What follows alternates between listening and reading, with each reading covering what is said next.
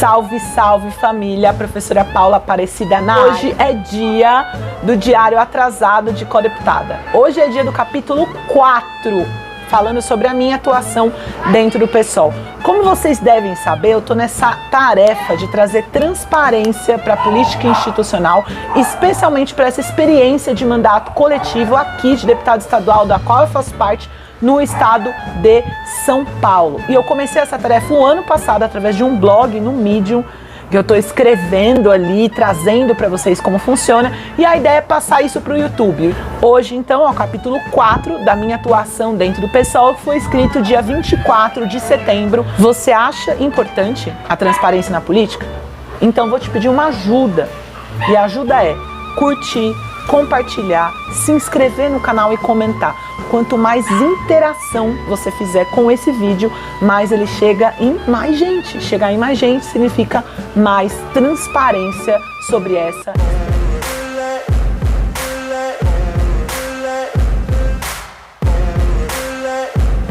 Então, depois lá do último artigo, que foi o tema da exoneração do Jesus, uma militante de uma corrente interna do PSOL, e existem várias correntes internas no PSOL, para quem não sabe, que são tipo pequenos partidos, sabe? É uns grupos, cada um tem vida própria, documentos próprios, né? E fazem alianças e disputas entre si de acordo com o que está acontecendo dentro do próprio partido. Bom, essa militante veio me procurar pessoalmente no WhatsApp, me questionar sobre a minha atuação dentro do partido, né? Perguntando por que eu não estava ativamente girada, construindo o Congresso, tentando entender qual é e qual foi a minha relação com o PSOL. Bom, para ser transparente, é esse o tema. É por isso que esse tema está aqui. A ideia é falar como eu atuei dentro do PSOL enquanto codeputada na mandata ativista. E aí surgem várias perguntas, né? Quais foram os meus erros? Quais foram os meus acertos? O que é ser independente, né? Dentro do PSOL, estando na mandata? E especialmente como me relacionei com o MES. O que é o MES? Que negócio é esse? O MES é o movimento de esquerda socialista. É uma das principais correntes dentro do PSOL e faz parte do MES a Sâmia Bonfim, a Luciana Genro e outras figuras políticas do Brasil. Bom, o MES é a única corrente dentro da mandata, né? Não tem mais nenhuma corrente do PSOL dentro, todo o resto dos codeputados que são do partido são independentes, e é a corrente da porta-voz da Mônica Seixas. O meu relacionamento com o PSOL, vamos falar então objetivamente, ele começou lá em 2003. Aí você pode falar assim, mas em 2003 nem tinha PSOL? Como assim que começou em 2003? Gente, naquela época, na verdade, 2004, assim, começou uma movimentação contra a reforma da Previdência do governo Lula. E euzinha aqui era direção do Centro Acadêmico de Letras lá na USP. E aí eu era contra também as reformas liberais que estavam acontecendo, organizei ato em Brasília, manifestação contra as políticas econômicas e o conjunto de reformas liberais que estavam sendo implementadas pelo PT na época, especialmente da Previdência e a universitária. E na época, qual que era o grande debate político? Era se o PT estava mesmo em disputa ou não. Como assim em disputa? Se era um partido de trabalhadores em disputa com a burguesia ou se já tinha se transformado num partido burguês de estilo mais progressista. Durante esse processo, eu militava numa organização política que nem não existe mais, mas que se chamava MTL, Movimento Terra, Trabalho e Liberdade. Juntava movimento estudantil com movimento de ocupação de moradia, com movimento de terra e etc e tal. Um tempo depois da minha saída, esse movimento se unificou. Na verdade ele rachou, mas o restinho que sobrou, a galera do movimento estudantil lá da USP, se unificou nacionalmente com o MES, né? Então eu conheço parte da direção política do MES, uma experiência real de militar com a galera no movimento estudantil. Nessa luta contra a reforma da Previdência e depois da debandada geral que a esquerda do PT deu por conta, né, do que a gente viu que aconteceu, eu participei das plenárias do Movimento por um Novo Partido, que aconteceram lá no Simpem, que é o Sindicato de Professores Municipais aqui em São Paulo, e eu também participei de atividades de recolhimento de assinatura para registrar o partido oficialmente. Passava, fazia abaixo-assinado na rua, buscava a galera geral, pedia para mãe, pai, sobrinho, todo mundo assinar. Fui orgânica nesse processo de construção inicial do PSOL. No ano seguinte, né, depois de, assim, muitas coisas aconteceram, comecei a querer ser mais revolucionária, mais socialista, e achava que naquele momento a corrente que eu participava não era mais adequada. Eu acabei entrando na antiga LERC, o atual MRT, Movimento Revolucionário de Trabalhadores. E eu me recordo de, nessa época que eu já nem queria construir o PSOL, de eu assinar outro recolhimento de assinatura e defender publicamente contra a postura do PSTU. Infelizmente, nessa época, a direção do PSTU tinha a postura de boicotar a existência do PSOL e impedir os seus militantes de assinar um abaixo-assinado pedindo para esse partido poder existir. Tinham figuras políticas, inclusive do próprio PT, figuras que nem eram de esquerda, que assinavam esse direito e o PSTU não. O engraçado dessa história é que uma boa parte dessa galera que boicotava a liberdade do PSOL existir nessa democracia burguesa, que a gente bem sabe que é corrupta, antidemocrática, agora estão no PSOL, cumprindo qual papel? Abrindo espaço para a hegemonia social-liberal do PT dentro da esquerda, né? Como diziam os sábios, é ironia, viu? Os sábios do CPM 22, o mundo dá volta e deu e tá capotando, né? Bom, nesse período todo, desde essa época, qual foi a minha relação com o PSOL até mais ou menos fevereiro de 2018, que é quando eu fui me ligar ao partido? Foi uma relação que se deu através do movimento estudantil e da minha tarefa enquanto professora, ativista, conselheira do sindicato na oposição da APOESP, né? É por aí que eu me relacionei com a galera do PSOL. Em 2018, depois de quase um ano que eu tinha saído decididamente do MRT, eu entrei no movimento Bancada Ativista. E essa é uma outra história, uma história também super interessante. Tem artigo só sobre isso, eu só não lembro o número do artigo. Então você entra lá no blog ou vê aqui nos vídeos, na série, qual é o artigo, qual é o vídeo, né? Porque aqui é vídeo, não é artigo. E aí você vai entender essa história que é bem interessante também.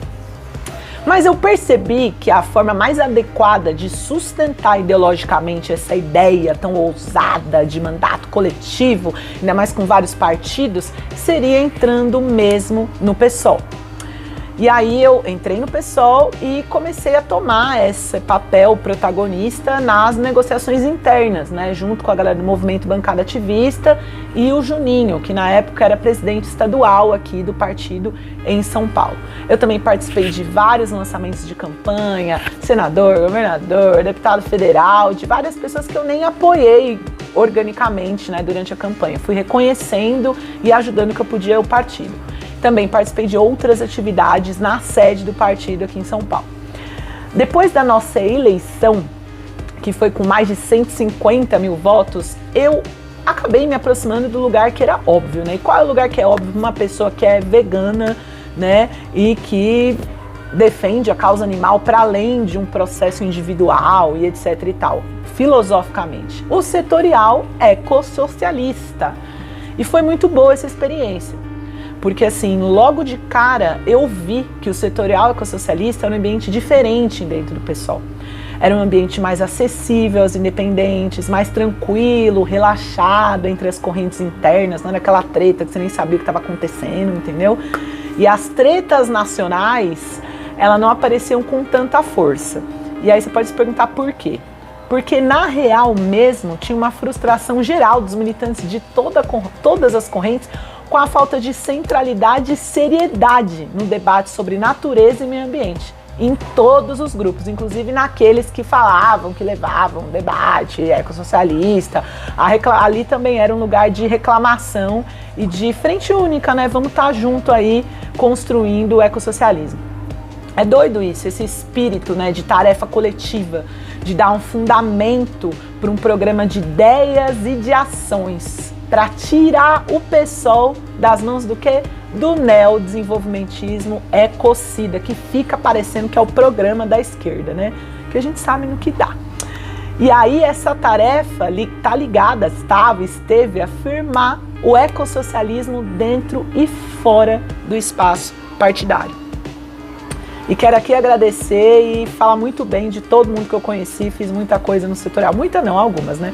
Bom, eu conversei com algumas pessoas sobre a potência não burocrática do setorial e sobre qual seria o papel do mandato de fortalecer essa estrutura como organismo de política de frente única real, verdadeiro, de fugir da Guerra Fria entre as correntes, do foco automático e central para as lutas internas nacionais e da paralisia burocrática que tudo isso criava. E essa era uma reclamação cotidiana dos militantes de várias correntes. Bom, o que o mandato pode fazer com isso? E eu pensei, olha o papel importante que a gente pode ter. A gente pode legitimar e ajudar a legitimar e construir esse setorial em base a todo esse ritmo e esse clima, que já é um clima muito positivo, de ação concreta, de criação de programa, de responder aos problemas políticos, aos problemas ambientais, ao ecocídio. E como o nosso mandato podia garantir isso? Com um cargo da liderança do PSOL na Lesp para o próprio setorial. Como assim liderança do PSOL na Lesp? Existe a liderança dos partidos, certo? Tem um monte de cargo, uma estrutura própria. E a ideia, ao invés do nosso cargo ser um cargo que a gente escolheu, de alguém que a gente quer que ocupe lá para fazer um papel específico para o nosso mandato, fosse um cargo dado para o setorial. Em que medida? Através de uma votação, o setorial escolhesse a pessoa com maior capacidade e responsabilidade de trazer o programa do PSOL para o trabalho legislativo da Lesp. Ligar diretamente essa coisa parlamentar, assim, super estranha, né? Tá lá com o partido, com quem constrói o programa e a ação do partido. E mais, isso além disso ia ajudar o setorial, inclusive a reconstruir esse programa e pautar ele politicamente dentro e fora do PSOL. Achei a ideia da hora e fui contar pra geral, né? Não vai ficar só pra mim. Fui contar pra Mônica. E na época ela achava super importante minha participação no setorial, falava, não, eu já participei, legal que tem alguém do mandato que tá lá orgânico, né, tentando ajudar nesse lugar. E quando a gente conversou, ela gostou da ideia, disse que gostava muito e etc e tal, e juntas, em diálogo, a gente chegou à conclusão de que isso ia ajudar a responder uma ânsia muito verdadeira de inúmeros militantes. Essa distância enorme entre a base militante do partido e a direção, em especial dos parlamentares. Uma relação mais orgânica e real com os parlamentares era uma tarefa que a gente podia cumprir enquanto mandato e que ia ajudar o próprio partido e também os próprios parlamentares. Apesar disso, eu vou começar com apesar disso, mas eu podia ter começado de outro jeito, não foi uma pausa boa, né? Eu podia ter dito assim, e o que aconteceu? O que aconteceu? O que aconteceu? O que aconteceu? Bom, a Mônica acabou de forma unilateral, sem nem me avisar antes, mas isso é tema de outro capítulo também, você pode procurar, acho que é o capítulo 2, acabou de forma unilateral colocando Raul Marcelo, que é um ex-deputado do PSOL, para ocupar o cargo da liderança do PSOL na Lesp, a partir de um acordo político, que eu não sei qual foi, em base a quê, do mês com ele. Eu sei. É triste. Eu fiquei triste. E acho que o PSOL como partido perdeu muito por conta disso. É óbvio que a experiência política do Raul como ex-deputado, ela teve uma função. Ela ajudou a gente, de alguma forma, a entender a como se relacionar, né, com a Lesp. Mas a missão política de sustentar e ampliar a pauta ecossocialista e democratizar os espaços de poder, na minha singela opinião, devia vir em primeiro lugar. Especialmente antes de qualquer outro tipo de acordo feito a portas fechadas. E acho que essa tarefa tinha que ser ainda mais valiosa para aquelas pessoas que dizem lutar para que o partido seja uma ferramenta da classe trabalhadora para uma revolução socialista. Para essas pessoas, eu acho que essa tarefa devia ser ainda mais importante. Mas nem sempre a prática é critério... Nem sempre não, na verdade a prática é critério da verdade, né? Nem sempre o que a gente faz, a gente fala. Diante dessa rasteira que eu tomei, verdadeira rasteira que eu tomei, com a cara no chão, fiquei ali assim, meio que, o que tá acontecendo aqui? Peraí. Eu sei que você pode me chamar de inocente, e é inocente mesmo, acreditava na palavra das pessoas, não, vai falar, vamos fazer, bora lá, vamos continuar, mas fica de boa, relaxa, porque eu já aprendi a duras penas como a galera joga o game da política, né? Não que eu goste, não que eu faça o que as pessoas fazem, mas eu entendo que eu tenho que observar bem ao invés de confiar, de braços abertos. Diante disso, de tudo isso, eu fui buscar outras alternativas para ajudar o setorial a partir do mandato. E surgiu a ideia de construir, né, na época era em junho, uma audiência pública para construir a greve do clima. O nome de audiência é Mude o Sistema, Não Mude o Clima. Como eu disse para você, qual era o objetivo? Colocar o setorial ecossocialista na vanguarda da construção da greve do clima aqui em São Paulo. E o mais doido é que teve inclusive um mal entendido com a Cláudia, que é outra codeputada da mandata, ambientalista, que na época era da rede. E o mal entendido era justamente esse: por que você vai fazer uma atividade partidária do setorial do PSOL aqui pelo mandato? Deu uma tretinha, mas assim, a gente resolveu, né? Vamos lá. Qual foi o resultado? A tretinha foi comigo diretamente, porque eu que organizei a atividade, né? Qual foi o resultado? O setorial saiu daquela audiência com a tarefa de organizar a greve do clima e fez de maneira primorosa. Quero dar os parabéns para todos os militantes que tiveram lá e que organizaram uma frente única enorme, com um monte de debate preparatório em vários lugares da cidade, com setores amplos, inclusive a própria Cláudia, co-deputada, que passou a participar disso, que foi criado pelo setorial.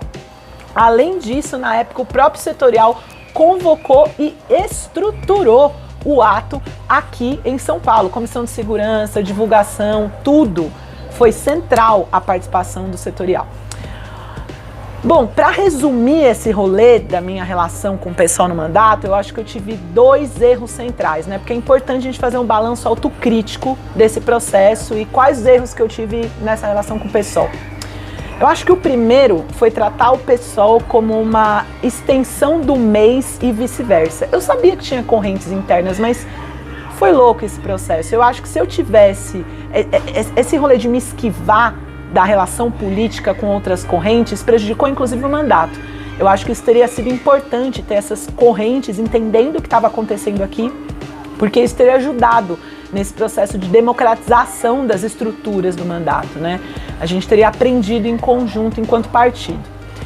Eu acho que o segundo erro é a falta de continuidade na relação com o setorial ecossocialista, né? Depois do fracasso da proposta de democratização do poder desse mandato, né? Que seria genial, na minha opinião, não genial, mas lindo, ter o setorial junto aos mandatos, pautando os mandatos organicamente na LESP. Na real, eu não achei outra utilidade para mim, enquanto pessoa, para o setorial. Talvez eu poderia ter procurado a galera, proposto uma mediação sobre o assunto, né, uma plenária do setorial com o mandato, podia ser, pensei nisso, mas achei que eu ia causar muito conflito, aí fiquei meio assim nesse processo. Ou mesmo eu podia ter ajudado a dar continuidade às ações da greve pelo clima, para além dos atos de rua. Então, é isso. Mandei mal nesse rolê, podia ter agido diferente. Hoje, eu percebo que é fundamental a gente construir um partido que tenha participação ativa da direção e da base nas políticas que a galera lá está defendendo no legislativo. Imagina um organismo vivo que pudesse controlar os egos, as derrapadas, os acordos de gabinete que naturalmente surgem nessa posição de acumular poder e privilégio. A gente lembra do que é o PT, a gente vive isso. Um partido construído no seio da classe trabalhadora, de lutas históricas de operários que foi lá, entendeu, se refestelando no poder e hoje, ó, de braço dado com a direita. Hoje não, né? Faz uma cota. Mas, infelizmente, esse processo de democratização não existe na LESP. E eu arrisco a dizer que também não existe em outros lugares. E se você conhece, por favor, comenta, diz, porque eu quero conhecer essas experiências de mandatos mais organicamente democráticos com o partido. E quais poderiam ser os mecanismos de controle que a gente poderia implementar nos parlamentares? A gente não precisa de antídoto contra a burocratização, para inclusive não deixar o PSOL cair ladeira abaixo, como mostra a história de um partido operário como o PT? No período congressual, eu cumpri minha tarefa como filiada, fui votar, entendi o que estava acontecendo no partido, mas eu sinto que eu tive em falta sobre o tema de maior disputa interna dentro do Congresso do PSOL, que é a relação dele com o PT. E estar no mandato coletivo de deputado estadual traz uma exigência, uma responsabilidade de fazer um balanço sério sobre a atuação do PT na LESP, as alianças desse partido com o PSDB e os vários momentos em que eles cumpriram o papel de negociar com a gente, com o PSOL, para reduzir as demandas, as lutas, as radicalidades. Tentar, de toda forma, pressionar para a gente se adaptar ao que eles são. E eu acho que entender esses processos de forma real podia dar exemplo concreto para a gente conseguir tomar as melhores decisões. E eu, infelizmente, não cumpri esse papel, mas acho que não só eu não cumpri, como o conjunto dos co-deputados do PSOL nesse mandato também não cumpriram. O PSOL, na minha opinião, ele tem a capacidade, a militância para ser um guarda-chuva da esquerda, né? Lá como dizia Luiz Helena, na época da fundação, mesmo ela tendo saído do PSOL, acho que essa frase é interessante. Tem essa capacidade de atrair milhares de ativistas, centenas de milhares, né? Gente que está começando na militância, ou já tem bastante corre, e que possam estar na tarefa de construir o levante revolucionário mais que necessário nessa nossa época histórica de distopia reacionária ecocida. Então, como garantir que esse espaço seja rico de debates, de ideias, de experiências? Como garantir isso? Como tornar esse um espaço saudável, empático, real? Como garantir que esse espaço supere as disputas entre correntes que são de acesso fechado à maioria da base, que só descobre o que está acontecendo pelos grandes jornais? Como é que a gente pode fazer isso? Eu acho que esse é, inclusive, um dos principais elementos de burocratização que me preocupa hoje como parte, como filiada ao PSOL. A camarada que veio me questionar, ela veio dizer que, inclusive, o partido teria sido exposto por mim através desse diário, desse meu humilde diário. E eu quero dizer que aqui não é a Folha de São Paulo. E nada está sendo informado ou decidido usando o nome e prestígio de ninguém, não só o meu. E esse é o problema que a gente precisa resolver. A gente talvez precise criar espaços para conseguir falar. E esse é o meu espaço, o meu canal e o meu blog. Eu acho que a falta de radicalidade, domesticação, pequeno aburguesamento das esquerdas, ela não vai ser superada nas reuniões de executiva internas do partido, com uma corrente tretando com a outra, entendeu? Essas manobras, tratoragens e manipulações do PT, elas só vão conseguir ser superadas com transparência e verdade para a base, com um programa que a gente construa em debate sobre o programa, sobre qual é a resposta agora para esse caos do bolsonarismo. E eu acho que uma das respostas que a gente poderia dar a longo prazo é entender como controlar o trabalho parlamentar através da base. Como é que a gente pode garantir que os parlamentares sejam controlados por um partido vivo, que fuja de ser um partido de parlamentar cheio de poder e cheio de influência? Eu acho que só aí não, tem muitas tarefas históricas que o pessoal pode cumprir, mas essa tarefa de controlar o legislativo, o poder, os parlamentares, controlar a galera que vai para a política institucional, já ia ser uma enorme tarefa histórica que foi abandonada pela esquerda no Brasil e podia evitar e combater a capitulação dos políticos profissionais da esquerda. E eu estou tentando, na minha humilde pessoa, com o que eu posso cumprir essa tarefa aqui agora, trazendo essa transparência para vocês. Me despeço por aqui e até o próximo artigo. Não esquece de comentar, curtir, compartilhar. Tamo junto.